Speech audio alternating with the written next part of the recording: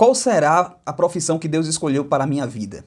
Com quem é que eu vou casar? Como será o meu futuro? O que é que eu vou ser quando eu crescer? Qual a profissão dentre várias que eu devo escolher? Quando eu vou fazer o vestibular, que curso escolher?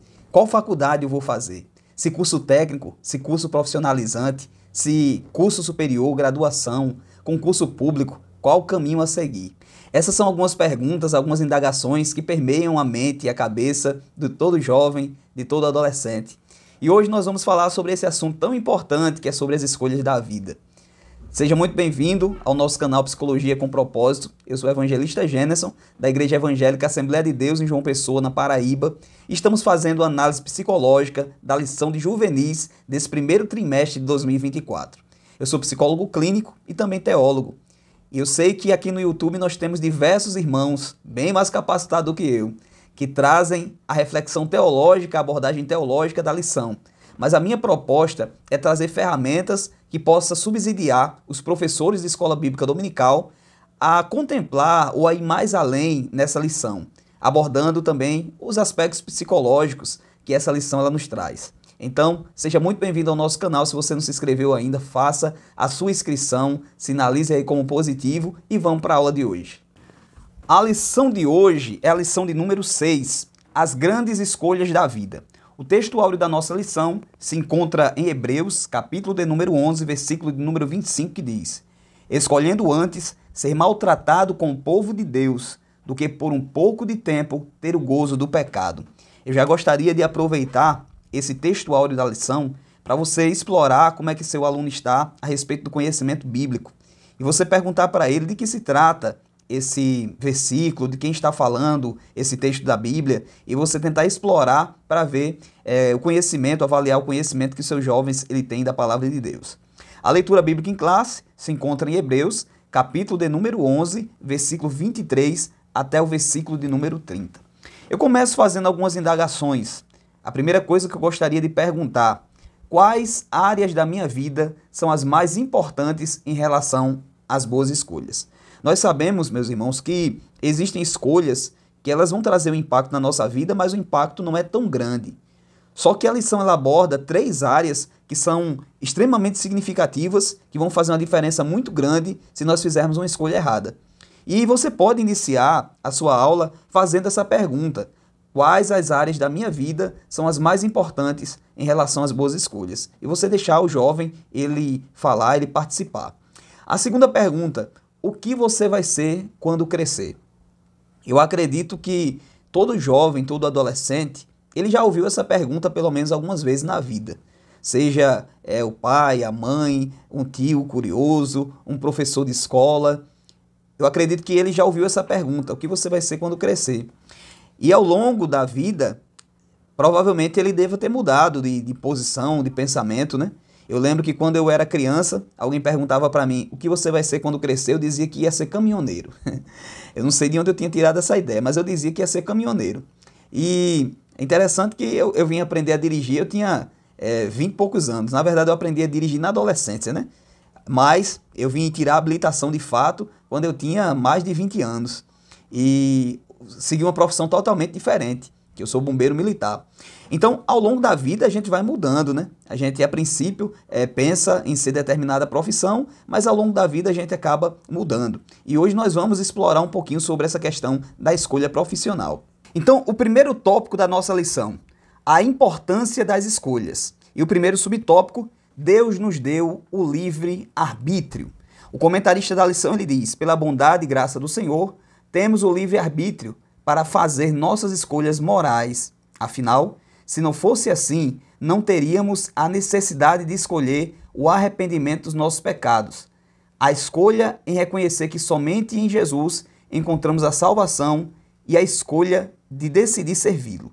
Então, queridos, dentro dessa questão, desse aspecto teológico, nós acreditamos na questão do livre-arbítrio, né? Existem outras doutrinas teológicas que discutem essa questão do livre-arbítrio, mas nós, dentro da nossa perspectiva teológica, nós entendemos que o homem ele ainda possui o livre-arbítrio. E dentro desse livre-arbítrio nós escolhemos servir ao Senhor ou rejeitar o Senhor. O comentarista ele vai destacar alguns textos, né, que você pode explorar mais essa temática. Por exemplo, é citado aquele versículo: escolhei hoje a quem se vais. Eu e minha casa serviremos ao Senhor. Quando Josué, ele coloca ali o povo de Israel diante dessa escolha de servir ou não ao Senhor. E existem outros textos da Bíblia que acabam fazendo com que a gente entenda que o homem ele tem essa possibilidade de escolha. Nós sabemos, como eu falei lá no início, que tem escolhas que vão trazer um impacto muito grande, uma consequência muito grande para a nossa vida. E muitas vezes a gente coloca na conta de Deus a irresponsabilidade pelas nossas más escolhas. A gente escolhe errado, depois vem as consequências lá na frente e a gente imagina, não, isso foi Deus que quis e tal. E às vezes as nossas consequências das nossas más escolhas. Então, Deus ele nos deu o livre-arbítrio. E dentro dessa questão de Deus, ele nos dá o livre-arbítrio, nós podemos fazer as nossas escolhas. E dentro das nossas escolhas, nós temos que ter a consciência de que nós somos livres para fazer a escolha, mas muitas vezes a gente não entende o impacto das consequências daquelas escolhas. O segundo subtópico da lição diz o seguinte: nossas escolhas tocam em nosso futuro. E o comentarista diz: as escolhas que fazemos hoje ressoarão em nosso futuro. Em outras palavras, o nosso futuro é o resultado de nossas escolhas feitas no presente. Ao fazer uma escolha, temos de levar em consideração os reflexos para o nosso futuro. E o comentarista vai abordar sobre a história de Ló. Antes, porém, de abordarmos a história de Ló, é interessante quando o comentarista ele fala que as escolhas que fazemos hoje ressoarão em nosso futuro. Porque, queridos, a gente não tem a capacidade de alterar o nosso passado. Como é que a gente vai conseguir alterar o nosso passado? A gente não consegue ir até o nosso passado, não tem como entrar em uma cápsula do tempo. Não tem como entrar em uma espécie de multiverso, de metaverso e tentar apagar, deletar o nosso passado. Não existe essa possibilidade. Mas nós podemos modificar o nosso futuro. E como é que a gente consegue modificar o nosso futuro? Através das atitudes que nós fazemos no presente.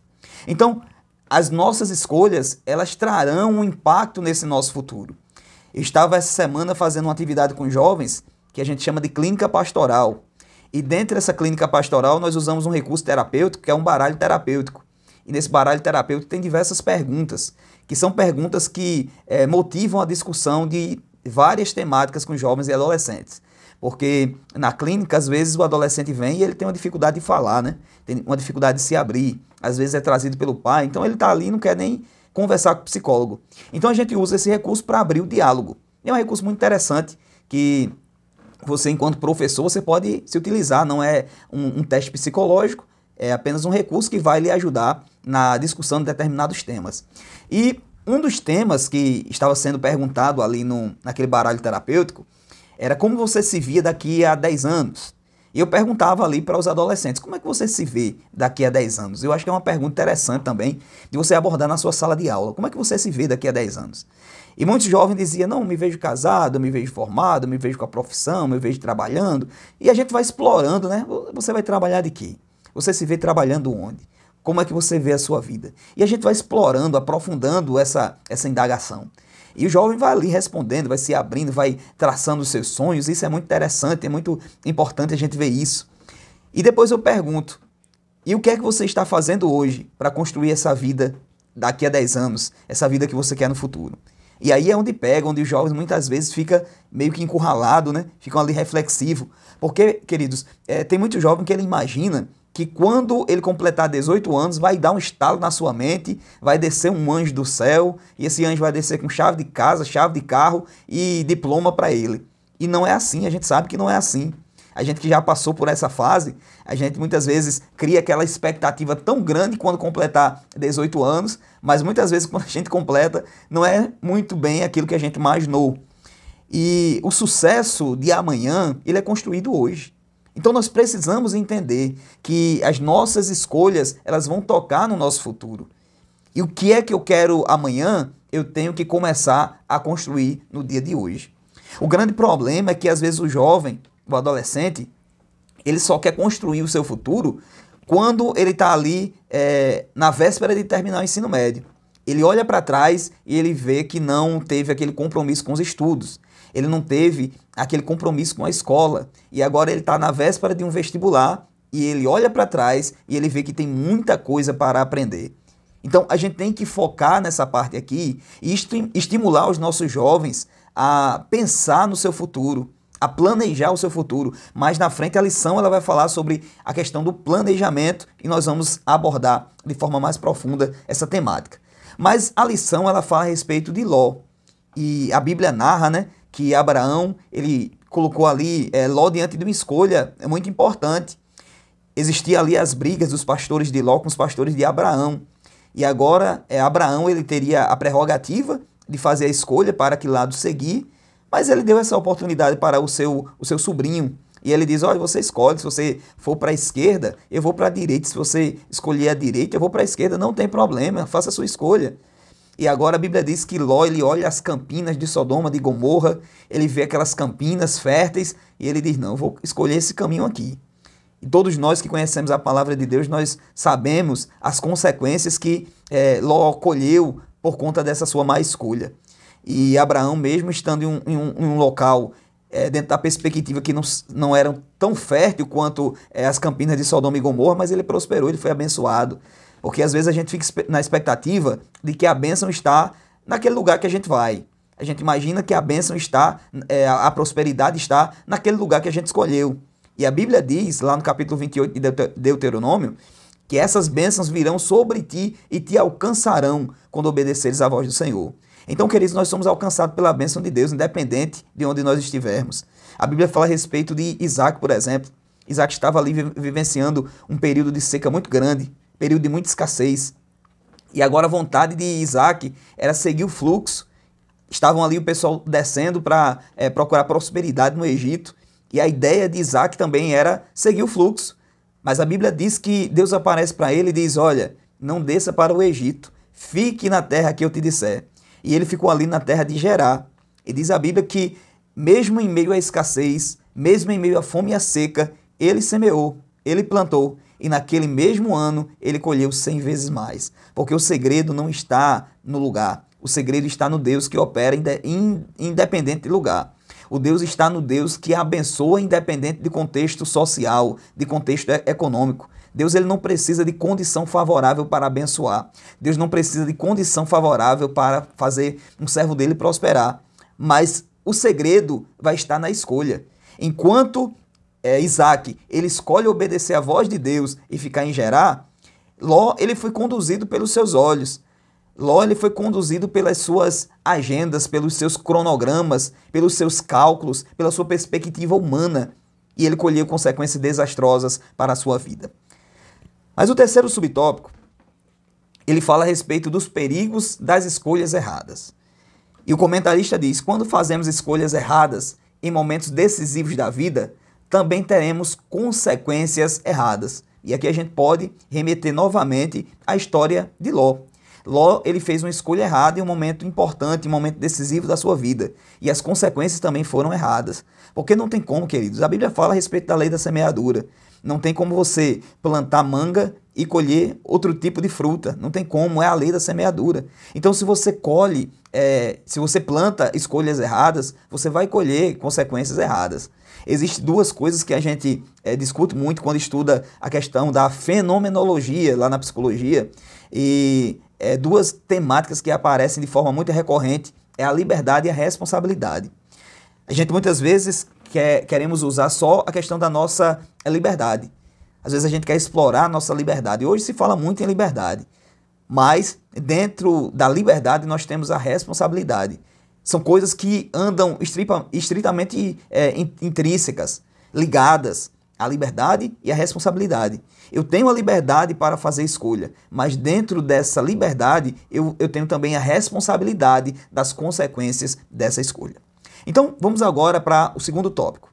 O segundo tópico da lição diz, em quais áreas devo tomar cuidado com minhas escolhas? O primeiro subtópico, a escolha de com quem vou constituir uma família.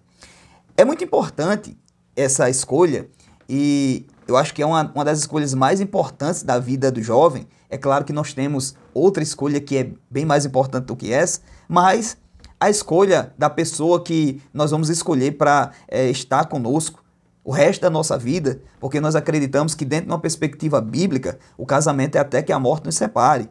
É claro que hoje em dia o casamento ele está banalizado, né?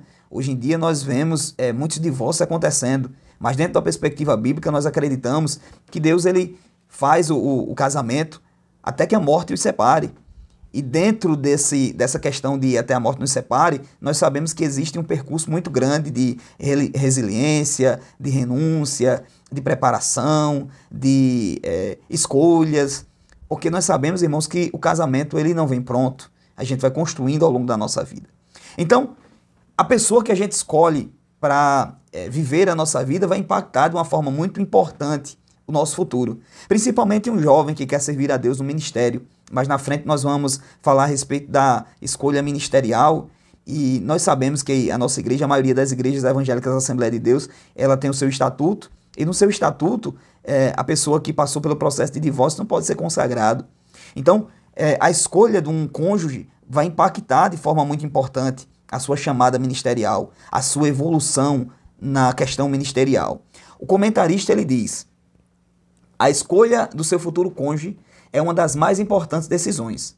O casamento é uma bênção e a família é um projeto de Deus. E aí ele vai citar o texto de Gênesis, né? Quando Deus ele observa que não é bom que o homem esteja sozinho, ele faz ali aquela adjuntora, né? Ele via ali que o homem olhava ali no campo e não existia uma adjuntora que lhe correspondesse.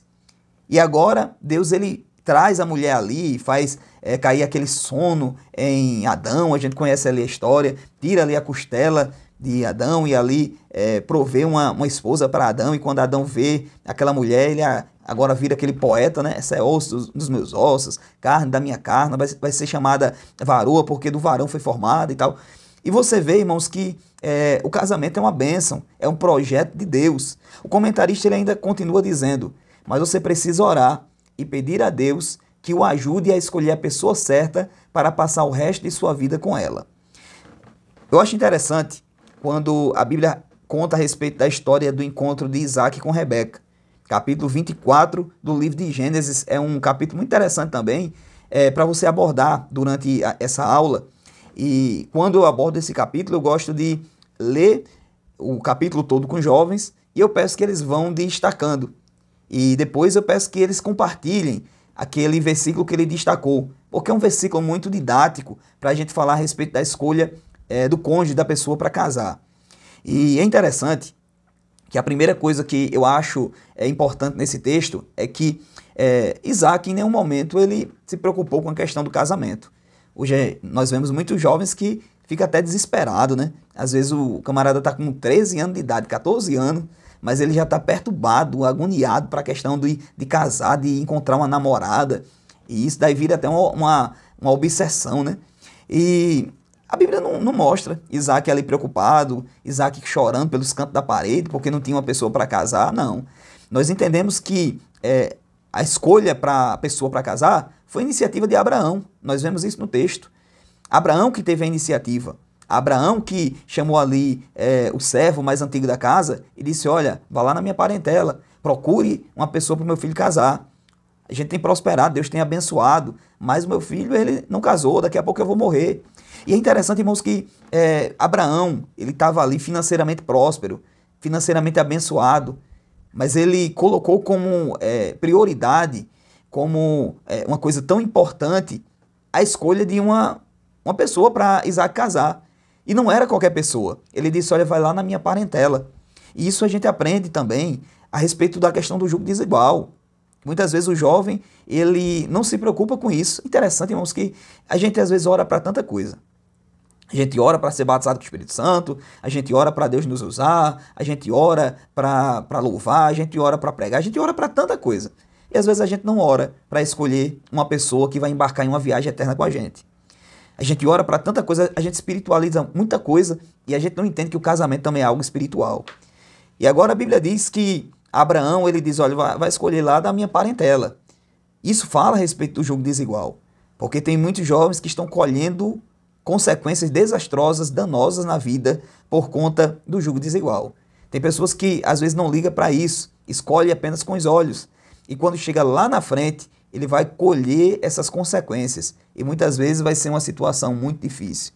Muitas vezes a pessoa está ali e vai para os cultos no domingo com a moça, com o rapaz, até vai, conhece ali aquele ambiente e tal. Mas quando casa, Aí diz, não, agora não, você não vai mais para a igreja, e começa aquela pressão psicológica, e aquele jovem, aquela moça que antes era tão dedicado na obra de Deus, acaba se desviando por conta do jugo desigual. Ainda falando sobre o jugo desigual, tem um texto na Bíblia, eu não lembro se é no livro de Neemias ou se é no livro de Esdras, eu não lembro, mas é um texto muito ilustrativo também sobre essa questão do jugo desigual, porque a Bíblia diz que o servo do Senhor, ele viu naqueles dias israelitas que tinham casado com mulheres amonitas, asdodita, e os filhos nasceram, e os filhos não falavam judeu, nem falavam moabita, asdodita, falavam a linguagem misturada. E agora ele chega e ele contende com eles, e ele fica ali bravo com eles, e quer ali que finalize essa situação e tal. E eu acho interessante porque, do mesmo jeito, é quando tem o jugo desigual. Porque se nascem os filhos, para onde é que esses filhos vão? Muitas vezes a mãe é crente e o pai não é. Aí o menino, ele canta louvor, mas ele também canta a música do mundo, canta música secular. Ele adora a Deus, mas ele também fala palavrão. E isso é a simbologia desse texto, né? Não fala, é meio amonita, meio asdodita, meio judeu, é isso. Ele não tem aquela linguagem pura, ele tem aquela linguagem misturada, por conta do jugo desigual. Mas voltando para a história de Isaac e de Rebeca, a Bíblia diz que o servo do Senhor chega ali, ele ora, e é interessante que tudo que começa com a oração tem a marca da durabilidade. Abraão ora, Eliezer ora, e Isaac também está orando. Quando você vai ver lá no finalzinho do texto, a Bíblia vai mostrar que Isaac também estava orando. Foi por isso que ele fez uma escolha certa. Como é que pode uma escolha ser acertada, sendo que Isaac não conhecia a moça? Não teve o diálogo, não teve a conversa, não teve aquele período de conhecimento, do namoro, e a escolha foi certa. Como é que pode? Porque Abraão ora, Eliezer ora e Isaac também ora. E agora a Bíblia diz que ele ora e ele faz ali prova, né? E faz ali prova de Deus e tal, e vem aquela moça, e ele pede água, e ela serve tanto água para ele quanto para os camelos que estavam ali, mostrando que era uma jovem disposta, uma jovem trabalhadora. É claro que também tinha o efeito milagre nisso daí, né? A resposta da oração de Isaac, de Eliezer, de Abraão. E quando ele vai conhecer a família, era da parentela de Abraão, e o resto você conhece, Isaac casa com ela e tal. Mas, querido, é uma história muito importante, ilustrativa, para a gente falar a respeito do casamento, da importância que Deus ele dá para o casamento. O casamento não foi iniciativa de Isaac, foi iniciativa do pai. E dentro do aspecto espiritual, nós entendemos que Deus ele se preocupa com o relacionamento do jovem. Deus ele se preocupa com o futuro cônjuge do jovem. E aqui no finalzinho, o comentarista ele diz, dependendo de quem você escolhe, sua vida familiar poderá ser um pedacinho do céu ou uma antessala do inferno. Veja que coisa. Dependendo de quem você escolhe para casar, a sua família pode ser um pedacinho do céu ou uma antessala do inferno. Eu acredito que nenhum jovem quer isso para a sua vida. Que o seu futuro, a sua família, seja uma antessala do inferno. Mas o segundo subtópico da lição diz assim, acertando na escolha profissional. E aqui eu gostaria de me demorar um pouquinho, porque eu vejo a importância que essa temática tem para o jovem cristão. Principalmente o assembleiano, porque na minha experiência eu observo que outras igrejas mais tradicionais, o jovem ele tem uma certa preocupação com essa área profissional. Outras igrejas mais tradicionais, nós percebemos que existem muitos jovens que estão na faculdade, que têm cursos de graduação, mestrado, doutorado, e às vezes nós temos uma certa escassez dentro do cenário assembleiano, porque tem muitas pregações que meio que desmotiva o jovem a estudar. Quem nunca, irmãos, esteve na igreja e o irmão está pregando e ele diz, olha, Deus não quer gente com anel no dedo, Deus usa o analfabeto, aquele que é analfabeto de pai, de mãe, de parteira, mas Deus usa e não sei o que, e fica explorando esse tipo de temática, esse tipo de mensagem, e esse tipo de mensagem acaba desestimulando as pessoas a estudar, as pessoas a fazer um curso superior, uma graduação, um mestrado, um doutorado. Nós percebemos que se a gente comparar a Igreja Evangélica Assembleia de Deus com outras igrejas, nós vamos observar que nós temos menos doutores, menos mestres. E isso, irmãos, muitas vezes é feito de muitas pregações, sem compromisso e sem responsabilidade. É claro que Deus ele não precisa do meu diploma, do seu diploma, para nos usar de forma nenhuma. Deus ele não precisa disso. Mas eu aprendo que a extensão e profundidade do nosso ministério é diretamente proporcional ao nosso preparo. Nós percebemos, por exemplo, que Deus ele usou Pedro. A Bíblia diz que Pedro, ele prega ali, depois do dia de Pentecostes, quase 3.000 almas se converteu. É inegável a unção, graça que Deus derramou na vida de Pedro. Mas se a gente compara o ministério de Pedro com o ministério de Paulo, nós percebemos que o ministério de Paulo é bem mais abrangente. E eu acredito que a formação de Paulo contribuiu muito para essa extensão e profundidade de ministério. Paulo, ele era aquele que tinha capacidade de falar com diversas pessoas. Paulo era aquele homem capacitado, aquele homem poliglota, aquele homem que era versado em ciências, aquele homem que conhecia da lei, que conhecia da Torá, conhecia da palavra. E nós percebemos que Paulo, ele escreve praticamente a metade do Novo Testamento. Então, o que eu aprendo é que a extensão e profundidade do nosso ministério é diretamente proporcional ao nosso preparo. Quando a gente lê, por exemplo, a história de Daniel, a Bíblia diz que eles eram homens hábeis, eram homens capacitados, homens versados na ciência, nos idiomas, e por isso eles estavam ali diante da corte real.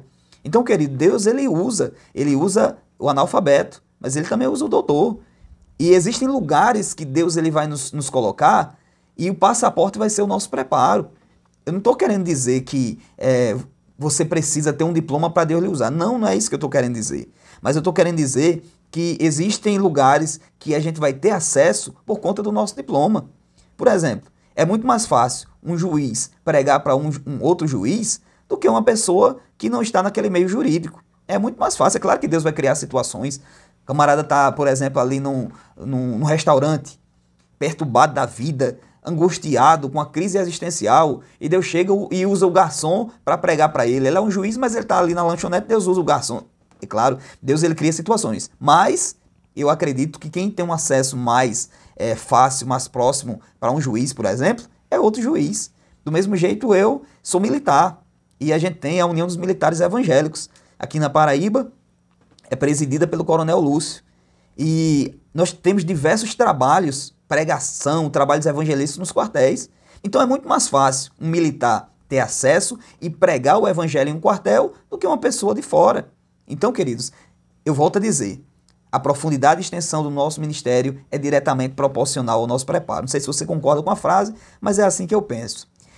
Acertando na escolha profissional, o comentarista ele diz, diga ao Senhor que você deseja um trabalho que ame, que possa servir o seu próximo e que possa glorificar ao Senhor. É muito interessante que no nosso trabalho nós contemplemos isso.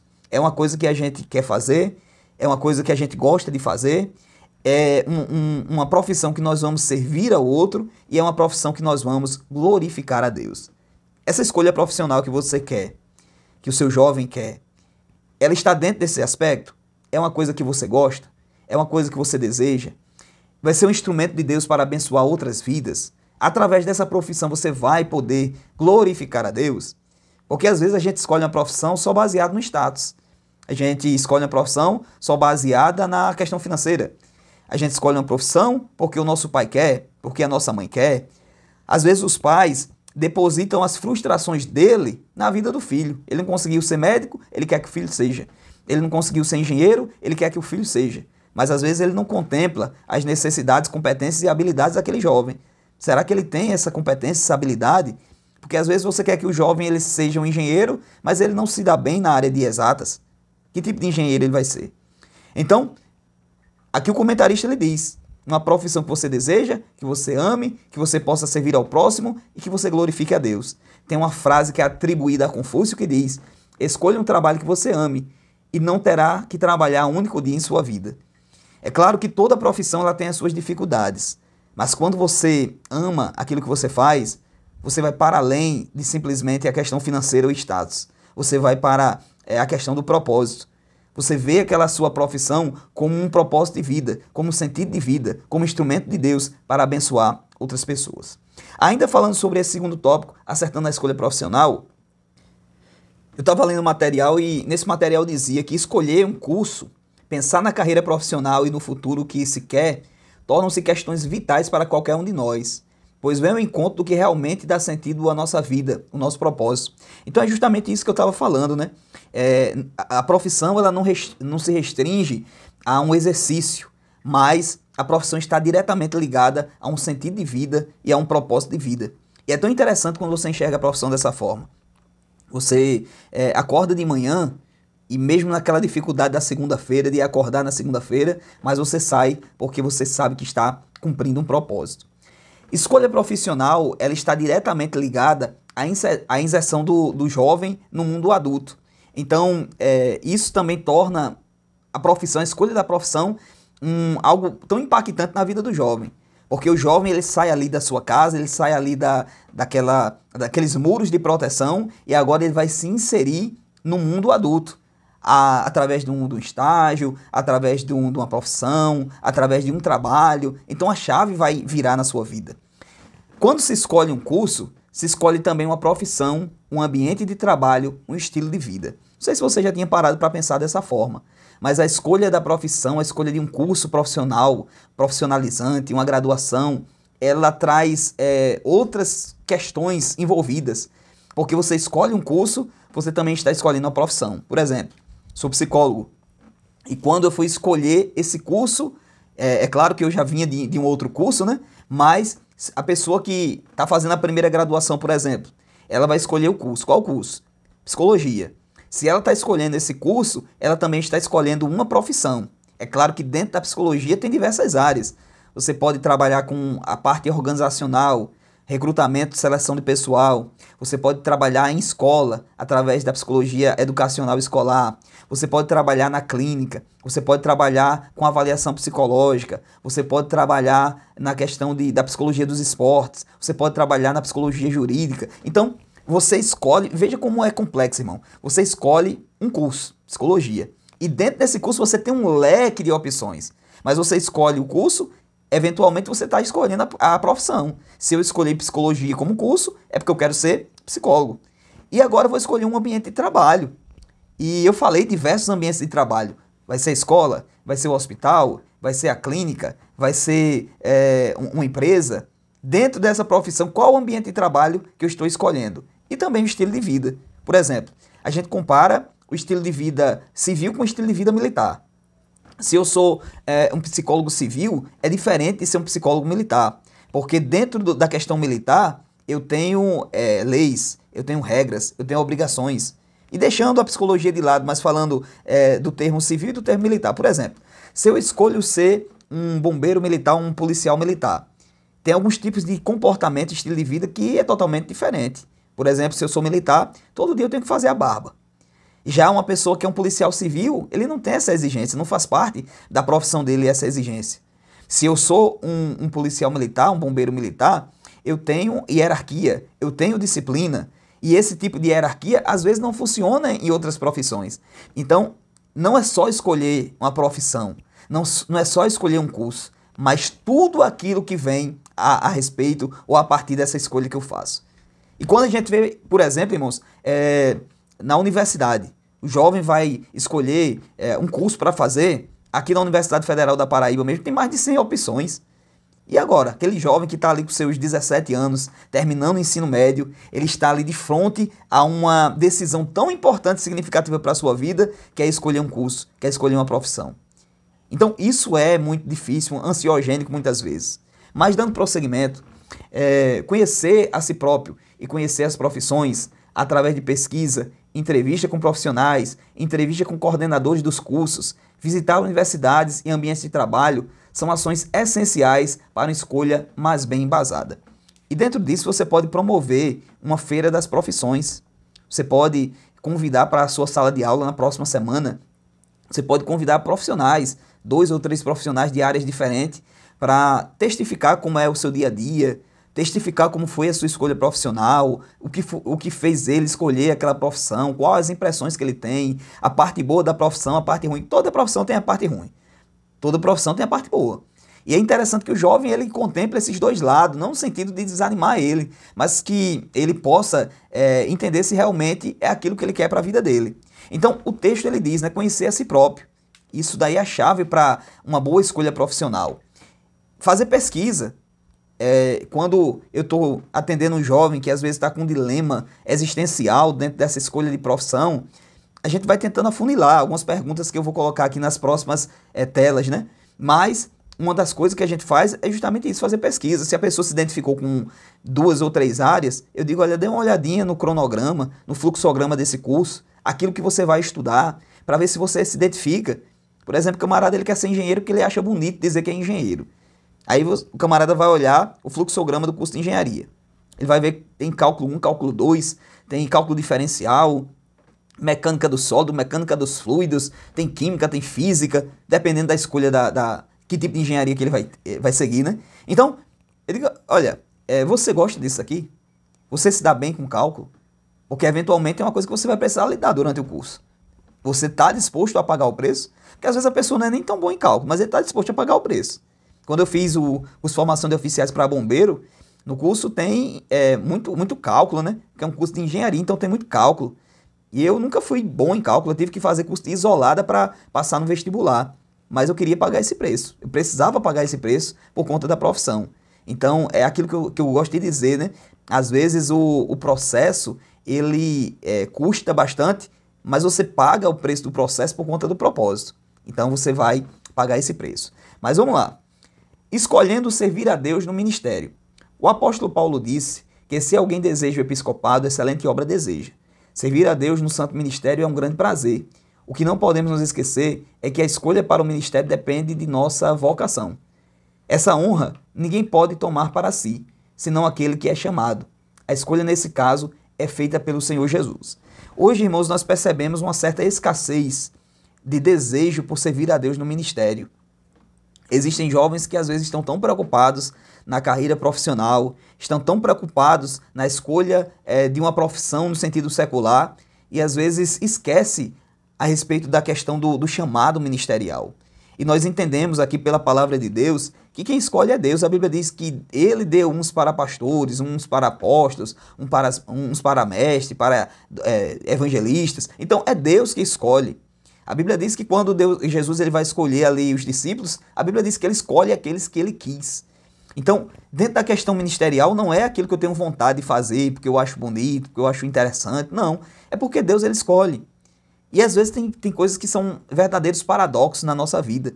Uma vez eu estava conversando com um amigo meu que é missionário, e ele disse, Jenison, dentro da minha graduação, da minha formação universitária, eu poderia fazer um concurso, eu poderia seguir uma carreira profissional, mas eu tenho medo de olhar para as campinas de Sodoma e Gomorra e acabar esquecendo o meu chamado. E ele escolheu ser missionário, não por uma falta de opção, mas por uma questão de vocação. Infelizmente, tem muitas pessoas que escolhem o ministério por falta de opção. Às vezes aquela pessoa não quis estudar e às vezes, não, o melhor que eu posso fazer é seguir essa carreira. E às vezes é um obreiro que muitas vezes fica frustrado. Mas quando você escolhe isso não por uma questão de falta de opção, mas por questão de vocação, a coisa é totalmente diferente. Avaliação para a escolha da profissão. São algumas perguntas que você pode fazer com o seu jovem para ele refletir sobre a escolha profissional. A primeira pergunta que você pode fazer. Para mim, o principal aspecto a ser visto na escolha de uma profissão é: letra A, o status que a profissão traz. Letra B, remuneração financeira. Letra C, a realização profissional. Letra D, minhas características pessoais. E letra E, outra. E qual seria essa outra? É uma pergunta que você pode fazer ao jovem. Olha, o que é que lhe estimula a escolher uma determinada profissão? E deixar esse jovem falar.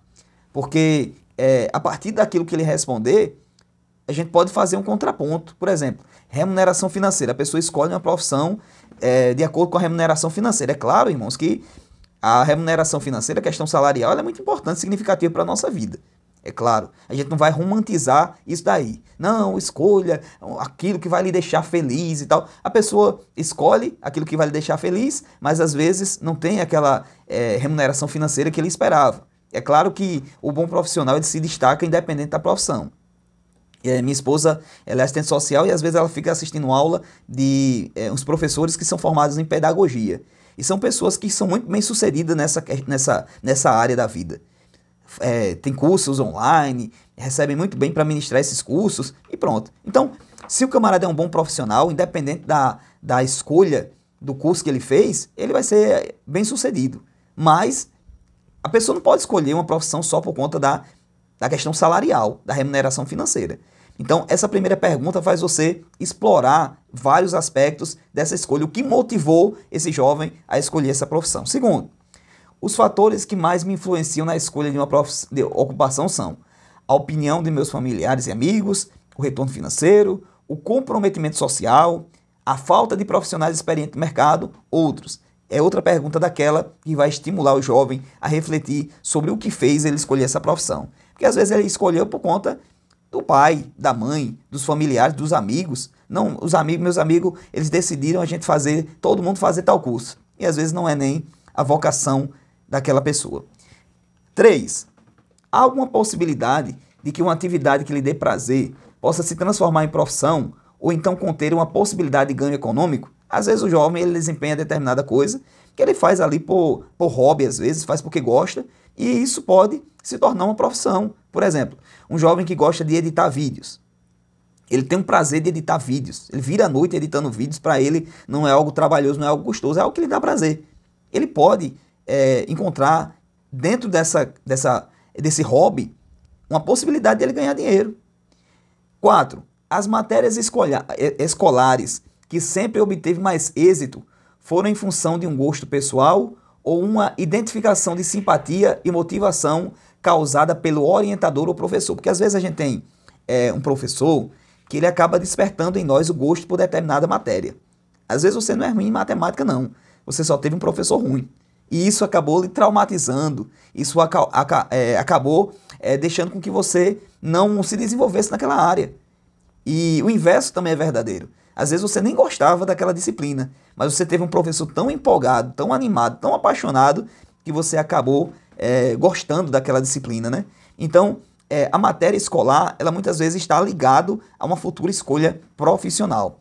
E o 5, conseguiu definir primariamente qual das áreas deseja seguir?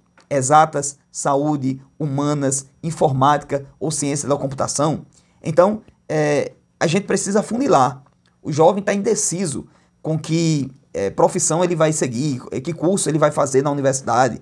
Então a gente precisa funilar. Você gosta da área de exatas? Você gosta da área de saúde? Você gosta da área de humanas?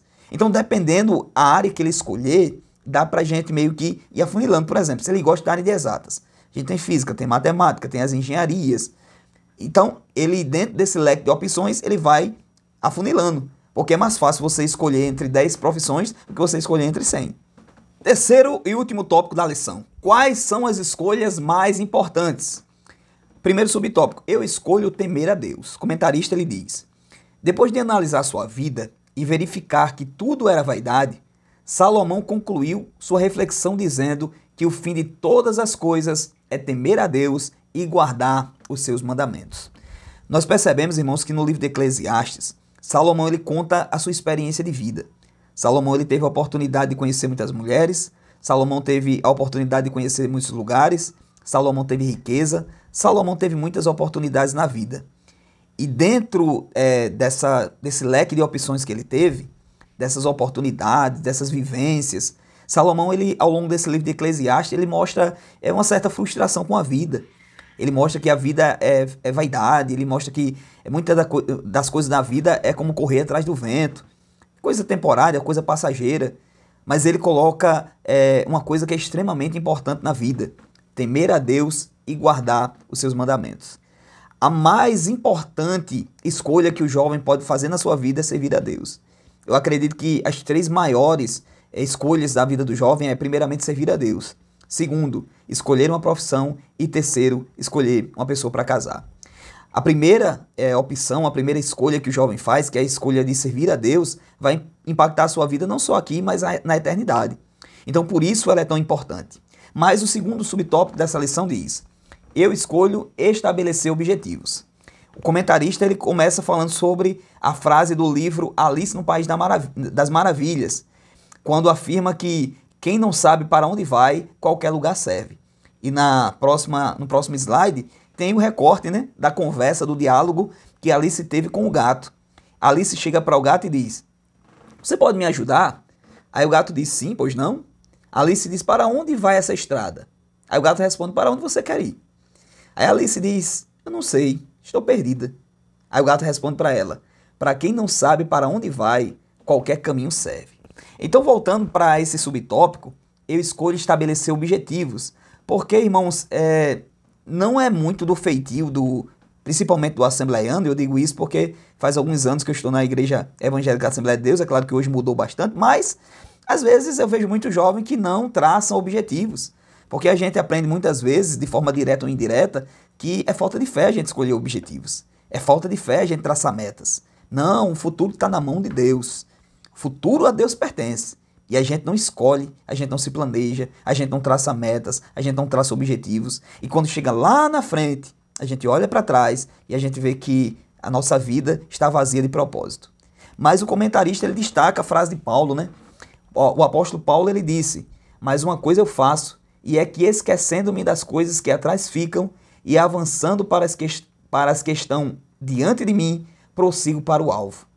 E ele diz: estabeleça alvos diários, semanais, mensais e anuais, e você perceberá que poderá ser muito mais efetivo. Deus quer realizar obras grandes em você e através de você, creia nisso. Quando ele fala a respeito desse texto de Paulo, esse texto de Paulo ele é muito profundo, esse texto de Paulo é muito significativo na nossa vida. Paulo ele diz: esquecendo-me das coisas que atrás ficam. E isso eu remeto à lição que nós falamos sobre a depressão. Dizem que a depressão é excesso de passado. E quantas pessoas que não conseguem evoluir no presente porque estão presas ao passado? Quantas pessoas que não vivem se lamentando o resto da vida por conta de um passado traumático? E como nós falamos lá no início dessa lição, você não tem como modificar o seu passado. Você não tem como acessar o seu passado. Mas você tem como construir o seu futuro. E o seu futuro ele é construído através das decisões, escolhas e atitudes do presente. Esquecendo-me das coisas que atrás ficam e avançando.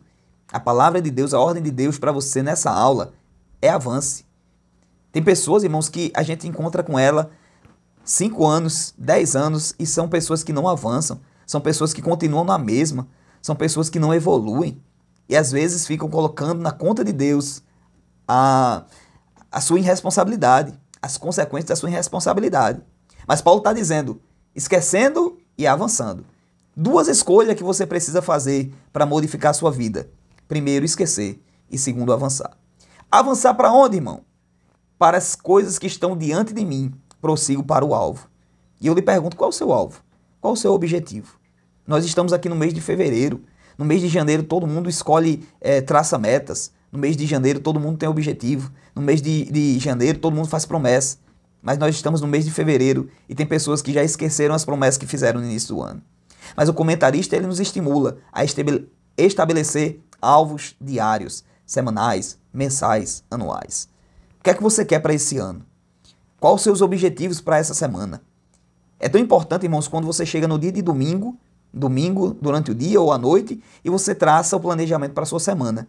Qual livro que você vai ler, qual mensagem você vai assistir, qual aula você vai assistir, quais os seus objetivos da semana.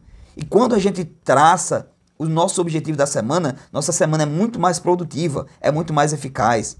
A gente colhe muito mais fruto do que a gente viver a respeito ou a partir daquela filosofia de vida, deixa a vida me levar, vida leva eu. Terceiro e último subtópico, eu escolho andar com Deus. Enoque fez uma escolha de andar com Deus, ele decidiu ser amigo de Deus. Enoque escolheu viver uma vida em santidade, mesmo em dias de tamanho pecado. Ele não deixou ser influenciar por aquela geração corrompida pelo pecado. Enoque ele fez uma escolha. E essa escolha dele foi andar com Deus. Decidiu ser amigo de Deus. Escolheu viver uma vida em santidade, mesmo em meio àquele mundo de pecado. Porque, meus irmãos, a gente nunca vai ter tempo bom não para servir a Deus. Tem pessoa que fica esperando tempo bom para servir a Deus. A gente sai para evangelizar, aí prega a palavra para uma pessoa, a pessoa diz, não, quando eu tiver mais velho, não quando eu tiver saúde, não quando eu tiver isso. E a pessoa fica esperando tempo bom para servir a Deus, mas nunca vai ter tempo bom. A Bíblia diz que o mundo jaz no maligno. A Bíblia diz que por se multiplicar a iniquidade, o amor de muitos se esfriará. Então nós estamos se encaminhando para essa ideia, esse resultado, essa vida, em que as pessoas vão se esquecer de Deus, em que as pessoas cada dia mais vão se afastar de Deus. Então, o tempo para servir a Deus é hoje. O tempo para servir a Deus é agora. O comentarista ainda diz, ao escolher andar com Deus, Enoque influenciou não apenas algumas pessoas, mas uma futura geração. Afinal, seu bisneto Noé também andou com Deus. Isso se chama legado geracional. É a semente que Enoque deixou para a sua geração. E a pergunta que eu faço é, qual a semente que nós estamos deixando para a próxima geração? Qual o legado geracional que nós vamos deixar para a próxima geração?